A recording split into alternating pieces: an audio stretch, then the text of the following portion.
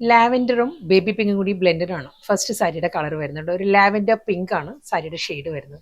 അതിൽ നല്ലൊരു മൾട്ടി കളറിൽ സ്മോൾ നിവർത്തുന്നില്ല, ഇത്രയും കാണിക്കുമ്പോൾ തന്നെ സാരിയുടെ ഒരു ഐഡിയ കിട്ടുമല്ലോ.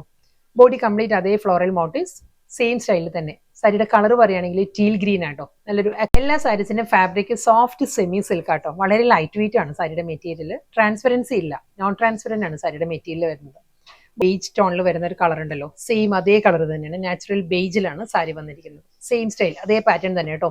ഞാനിത് കുറച്ച് ഡീറ്റെയിൽ ആയിട്ട് കാണിക്കാം. പീച്ച് ടോണിലും അതേ സ്റ്റൈലിൽ തന്നെയാണ്. ഫുൾ ബോഡിയിലും അതേ ആ ഒരു ഫ്ലോറൽ എംബ്രോയിഡറി വർക്ക് വന്നിട്ട് സർക്കുലർ പാറ്റേണിലാണ് ബോർഡർ വരുന്നത്. ഇതിലും ആ ഒരു പീച്ച് ടോണിൽ തന്നെ നല്ലൊരു ഡീപ്പസ്റ്റ് മെറൂൺ ആണ് നെക്സ്റ്റ് സാരി വരുന്നത് കേട്ടോ. മെറൂണിലും അതേ സ്റ്റൈലിൽ തന്നെ അതേ പാറ്റേണിലുള്ള ബോഡി വിത്ത് ബോർഡർ. ഈ ബ്രൗണും മസ്റ്റേർഡും കൂടി ബ്ലെൻഡഡ് ആണ്. ഒരു ബ്രൗണിഷ് മസ്റ്റേർഡ് ആണ് സാരിയുടെ ടോൺ വരുന്നത്. സെയിം സ്റ്റൈലിൽ തന്നെ കേട്ടോ. ബോഡി കംപ്ലീഷൻസ് ആയിരുന്നു. സോഫ്റ്റ് സെമി സിൽക്കിൽ നല്ല പാറ്റേണിലായിരുന്നു എംബ്രോയിഡറി വർക്ക് വന്നത് കേട്ടോ. സാരി വളരെ ലൈറ്റ് വെയിറ്റ് ആണ് സാരിയുടെ മെറ്റീരിയൽ. നോൺ ട്രാൻസ്പെറന്റ് ആയിരുന്നു ലാസ്റ്റ് സാരി വരുന്നത്.